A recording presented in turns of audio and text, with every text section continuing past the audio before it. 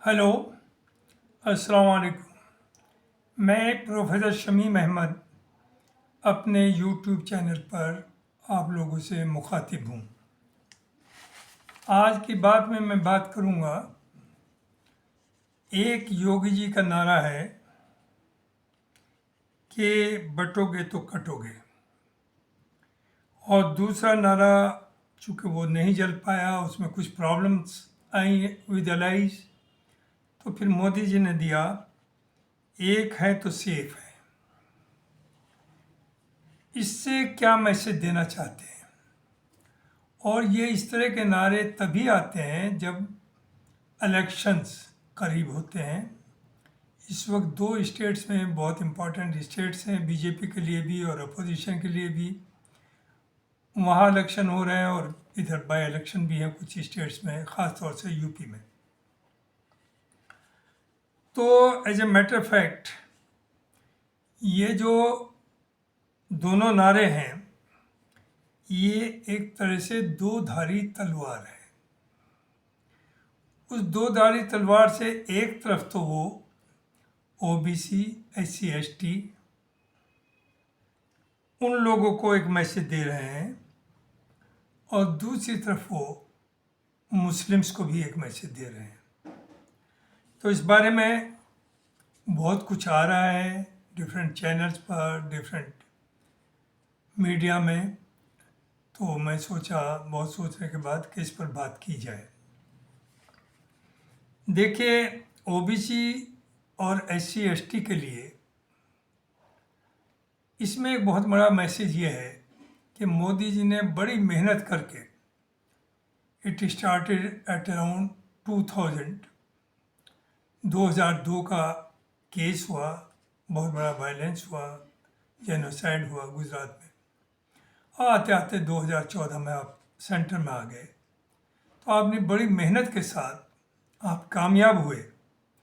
15% का टेरर 85% को दिखा करके उन्हें पोलराइज किया, और उसमें एससी एसटी को भी, ओबीसी को भी, और जो दूसरी सवर्ण जाति हैं उन्हें भी, सबको आप एक जगह लाने में कामयाब हुए। ये मैं इसके लिए आपको मुबारकबाद देता हूँ।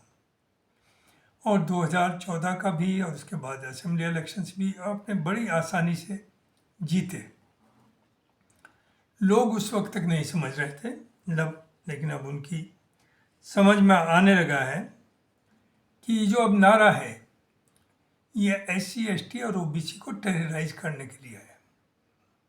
उन्हें ये मैसेज देना है कि या तो आप 85% के साथ रहिए और कोई डिमांड नहीं करिए, वरना आप, इसका मतलब आप बट रहे हैं, और बट रहे हैं तो आप के साथ बहुत कुछ हो सकता है। ये क्लियर कट मैसेज है इसमें, और उन्हें टेरराइज किया जा रहा है। दूसरा मकसद इसमें यह है, चूँकि कांग्रेस ने उधर बिहार में ऑलरेडी हो चुका, जाति जनगणना की बात हो रही है, और जाहिर है जाति जनगणना इसलिए ज़रूरी है कि उसके ज़रिए ही पता चलेगा कि कौन सी जाति, कौन सा मज़हब, उनकी कितनी पॉपुलेशन है, और उसी लिहाज से जब तक ये पता नहीं होगा तो आप जस्टिस कैसे देंगे। तो जस्टिस देने के लिए तो ये सब चीज़ें ज़रूरी है कि ये पता हो कौन सी जाति की कितनी स्ट्रेंथ है, कितनी पॉपुलेशन है। तभी तो आप एक कोई पॉलिसी बना सकते हैं कि जो वीकर सेक्शन है उसे ऊपर कैसे ले जाए, नीचे। तो if you want to give justice, then it is a must that we should know कि उसमें ओबीसी कितने हैं, एससी एसटी कितने हैं, मुस्लिम्स कितने हैं, क्रिश्चियंस कितने हैं, सिख कितने हैं, जाट कितने हैं, एंड सो ऑन। लेकिन चूँकि बीजेपी को ख़तरा है, बीजेपी एक होने की बात कहते हैं कि एक है तो सेफ है, लेकिन क्या वाकई आप एक हैं? क्या आप मनुस्मृति को निगेट कर सकते हैं? आप में ये हिम्मत है? आपकी मनुस्मृति तो खुद ही पैदा होते ही बांट देती है लोगों को, अपर कास्ट, सवर्ण, SC ST and so on. ब्राह्मण ऊपर से पैदा हुआ, सर से वो राज करेगा। दूसरा जो राजपूत है, ठाकुर है, वो कंधों से पैदा हुआ, वो तलवार चलाएगा, बॉर्डर सेव करेगा। वैश्य पेट से पैदा हुआ है, पेट वो बिजनेस करेगा, सूद लेगा, वेल्थ करेगा, इंडस्ट्री लगाएगा। और बाकी सबको तो आपने पहले ही से बांट रखा है कि वो पैरों के घुटनों से नीचे से पैदा हुए हैं और उनका काम ही अपर कास्ट को सर्व करना है, उनसे उसका पैसा भी नहीं मांगना। तो आप एक कैसे, पहले तो आप उन चीज़ों को ख़त्म करिए तो ऑटोमेटिकली सब एक रहेंगे। और हम भी चाहते हैं कि सब मिल करके, जितना जो हिंदुस्तान में पैदा हुआ है, जितने भी बासिंदे, सबको बराबरी का, मोहब्बत प्यार का दर्जा मिले और सबको एक साथ रखें। लेकिन वहाँ तो आप नहीं कर रहे हैं। वहाँ तो अगर एक घोड़े के ऊपर भी वो शादी में दूल्हा बैठ जाता है दलित का, तो आप उसे नीचे फेंक देते हैं और मारते हैं। और दूसरी तरफ आप ये कह रहे हैं आप उसे बड़े बड़े मंदिरों का पुजारी नहीं बना सकते। तो ये बंटवारा तो आपने खुद किया है और अब आप धमकी दे रहे हैं कि साहब बटोगे तो कटोगे। अरे बांट तो आपने रखा है ऑलरेडी। एनी हाउ, मैं ये समझता हूँ कि ये जो है एक है तो सेफ है, ये सब चलने वाली बातें नहीं है। ना सब एक थे ना है, बट डिफरेंट होते हुए भी diversity in unity, unity in diversity का तो कंसेप्ट शुरू से है कि हमारी अलग कल्चर है, हमारा अलग मज़हब है, हमारे रीति रिवाज अलग हैं, हमारी सोच अलग है। तब भी जहाँ तक मुल्क का मामला है, सब एक है और मिलकर के मुल्क को आगे बढ़ाएंगे। लेकिन आपने चूँकि हेट्रेड क्रिएट किया है मुल्क के अंदर, अब आप ही को ख़तरा है कि कहीं ये बिखर ना जाए और जाति गणना होकर रहेगी। अब आप में भी हिम्मत, सिर्फ आप इनडायरेक्टली ये मैसेज दे रहे हैं उन्हें कि आप जाति गणना करेंगे तो आप बट जाएंगे। अरे बट कैसे जाएंगे? उससे तो यूनाइट होंगे जब आपको उन्हें जस्टिस देंगे, उनके पॉपुलेशन के मुताबिक उन्हें जॉब्स देंगे, उन्हें बिजनेस देंगे, तो इससे तो स्ट्रेंथ बढ़ेगी, प्यार बढ़ेगा, मोहब्बत बढ़ेगी। आप करें बर्बाद है नहीं हो। अब ये बांटने की जहाँ तक सवाल है, ये तो बीजेपी ने या मोदी जी ने या ये मणिशंकर अय्यर ने तो बहुत, सॉरी मणिशंकर ने, वो दूसरे जो हमारे एक बहुत बड़े एडवोकेट हैं जो आजकल स्वामी जी बड़े नाराज़ भी हैं मोदी जी से, उन्होंने भी कहा था, और यही आरएसएस भी कहती है और ये बीजेपी भी कहती है कि मुसलमानों को बांटो। और आपने तो ये कहा कि हम इन्हें बांटेंगे कमबख्तों को और इन्हें आपस में लड़ाएंगे और उन्हें मारेंगे, ये आपने कहा था। शिया सुन्नी में बांटेंगे, देवबंदी बरेलवी में बांटेंगे, तो ये तो हज़ार में बटे हुए। अरे हम बटे हुए बिल्कुल हैं, वी एग्री, लेकिन हम रिलीजियसली नहीं बटे हुए। हमारे यहाँ एक जो सो कॉल्ड बैकवर्ड है और बहुत पिछड़ा है, वो मस्जिद में नमाज पढ़ा सकता है, और एक बहुत बड़ा सैयद है या बहुत बड़ी काजी सो कॉल्ड जो है, वो पीछे उसके नमाज पढ़ सकता है। हमारे यहाँ ये तो बदकिस्मती से जो डेवलपिंग कंट्रीज में चूँकि कन्वर्जन से लोग हुए इसलिए उस प्रथा को मान रहे हैं, बट इस्लाम में एवरीबॉडी इज इक्वल, जो पैदा हुआ वो सब बराबर हुए, उसमें कोई डिफरेंस नहीं है।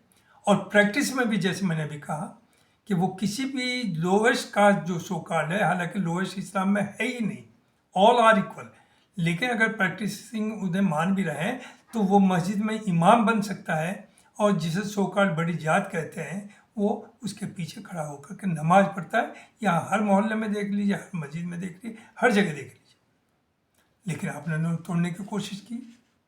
जब वो आपका हथियार नहीं चला तो दूसरा नया कार्ड आपने पसमानदा का कर दिया।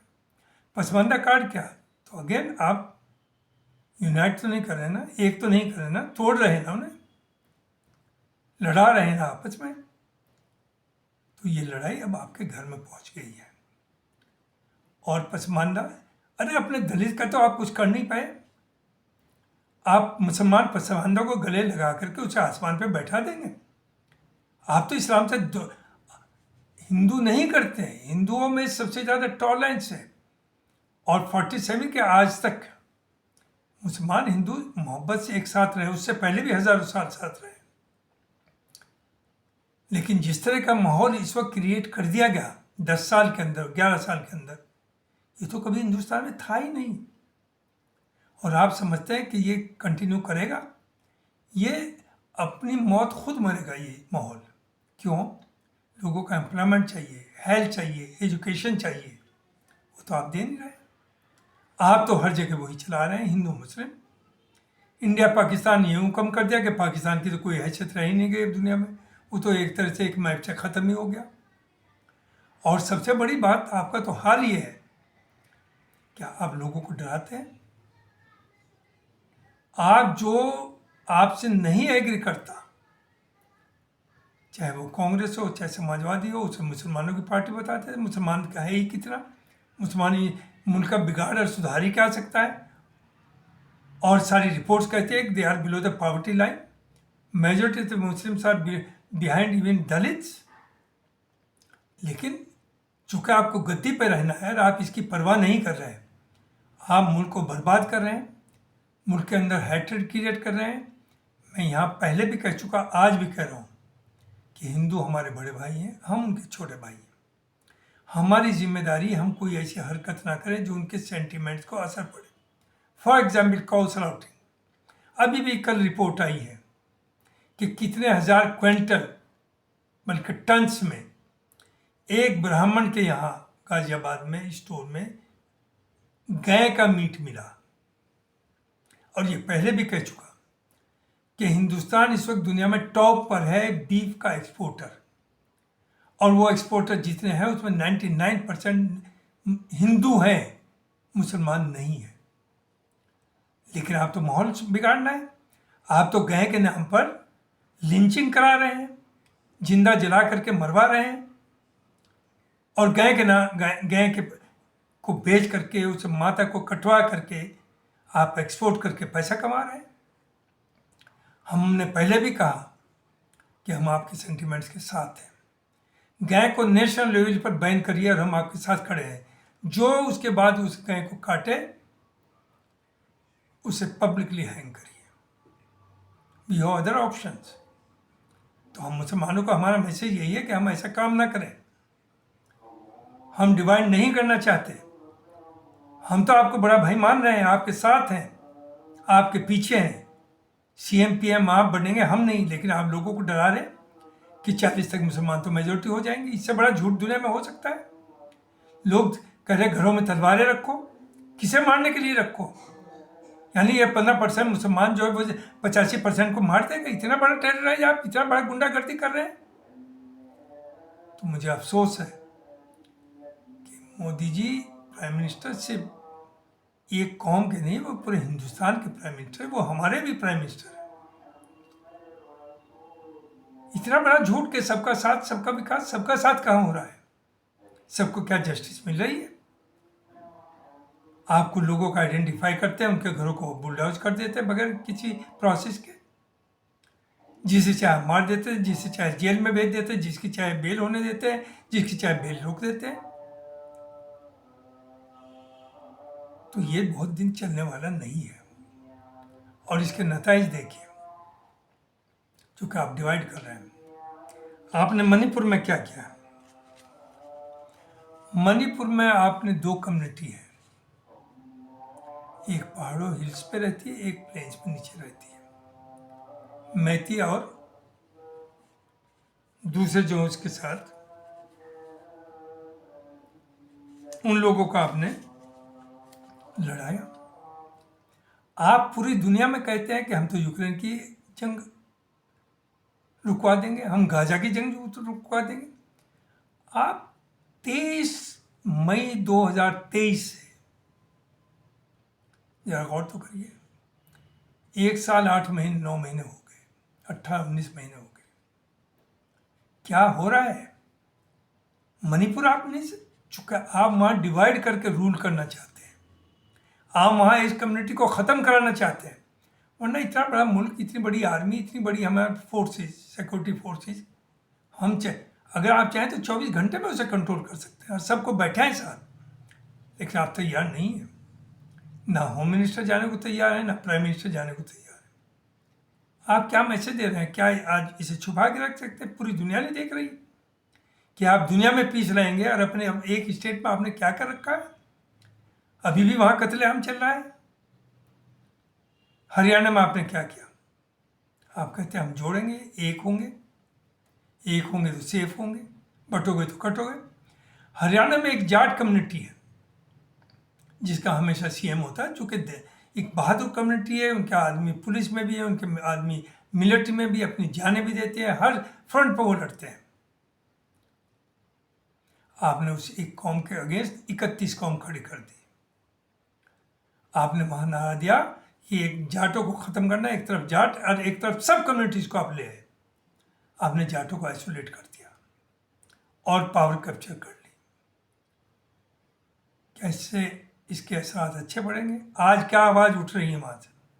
आज वो जाट लैंड की बात कर रहे हैं और वो कह रहे हैं कि वेस्टर्न यूपी, हरियाणा और राजस्थान में जिन एरियाज में जाट डोमिनेटेड हैं वो उन्हें एक ऑटोनोमस स्टेट चाहिए with in constitution of India. बाहर की बात नहीं कर रहे, बट जैसे उन्होंने ऑल लैंड्स की बात कही उसी तरह से वो कह रहे हैं नागालैंड है एंड सो ऑन कि वी नीड जाट लैंड। पहुंचा दिया आपने अपने वहाँ। नॉट ओनली दिस, उन्होंने अब एक दूसरा नारा दिया कि हम कन्वर्ट होंगे, सिख धर्म को अपनाएंगे। चूंकि मेजोरिटी ऑफ सिख जो हैं वो भी जाट कम्युनिटी से आए हैं, वो भी किसान हैं, इनकी कल्चर भी मिलती है, इनका रोजगार भी मिलता है। तो आप कहाँ ले जा रहे हैं? आप उन्हें यूनाइट करना चाह रहे हैं? आप एक करके से आप तो खुद डिवाइड कर रहे हैं। तो ये जो आपने हरियाणा में और मणिपुर में जो करा है वो आइसोलेशन में नहीं है, उसका मैसेज पूरी दुनिया में जा रहा। आज वही जाट कह रहे हैं कि कनाडा में आपने हमारे जाट बच्चे जो वहाँ रह रहे हैं या पढ़ रहे हैं उन्हें सरदारों के खिलाफ इस्तेमाल किया, जिससे हमारी दुश्मनी है। जाट का कहना है कि सरदार जितने हैं majority of them are Jat और हम कन्वर्ट होंगे, हम जाट, हम सिख बनेंगे। इसकी जिम्मेदारी सिर्फ और सिर्फ बीजेपी के ऊपर, पीएम के ऊपर और होम मिनिस्टर के ऊपर आती है, क्योंकि आपकी जिम्मेदारी है कि सब लोगों के बारे में सोचे, कुर्सी पे बैठने के लिए किसी खास ग्रुप की ना सोचे। अमित शाह जी होम मिनिस्टर सिर्फ एक पार्टी का नहीं, एक आइडियोलॉजी, वो सब के हैं, वो हमारे भी हैं। मोदी जी बेहद एक्टिव है, नो डाउट, बेहद पॉपुलर है, लेकिन क्यों है? चूँकि आपको यहाँ से मुल्क में एक बहुत बड़ी सपोर्ट मिली। हालांकि 2024 में आपको झटका भी लगा, आपको मेजोरिटी नहीं मिली और आपको सोचना पड़ेगा ये क्यों नहीं मिली, इसकी वजह क्या है। तो ये जो आप हैं, एक हैं तो सेफ हैं, बटोगे तो कटोगे, ये आपके सर पे उल्टा पड़ेगा और पड़ना शुरू हो गया। आप मुंह दिखाने काबिल नहीं बचेंगे। मोदी जी कोई आपके खिलाफ नहीं है, जिसे आप सबसे बड़ा दुश्मन मुसलमान को आइसोलेट करके कर रहे हैं, पसमानदा के नाम के उसे गले में, चूँकि आपको उसे तोड़ना चाहते हैं, बांटना चाहते हैं। वरना आप तो इस्लाम के खिलाफ हैं, हिंदू खिलाफ नहीं है, आरएसएस खिलाफ है, और आप आरएसएस का पॉलिटिकल विंग है। वो अलग चीज़ है कि अब आप अपने को आरएसएस मोहन भागवत जी से भी ऊपर मानने लगे, जबकि ही द चीफ। वो तो मेन तो ये है कि he is all in all, जो भी आरएसएस का चीफ होता है, लेकिन आप तो उसके भी अबो। नड्डा जी कहते हैं हमें आरएसएस की ज़रूरत ही नहीं। तो ये घमंड ना रहा है ना रहेगा, अच्छे अच्छे को ले बैठता है। तो मुझे यही कहना था, हो सकता है कुछ बात बहुत सख्त रही हो, but they know way out. ये भी अच्छा और ये भी अच्छा, ये नहीं चलेगा। ना ये कम्युनिटी में चलेगा, ना फैमिली में चलेगा, ना नेशनल लेवल पे चलेगा, ना इंटरनेशनल लेवल पर चलेगा कि ये भी सही है और ये भी सही। एक चीज़ सही है, एक गलत है, और वो आपको कहना पड़ेगा। You have to speak, no alternative, no other option. बहुत बहुत शुक्रिया आपके सुनने का। मैं अपनी बात को ख़त्म करता हूँ।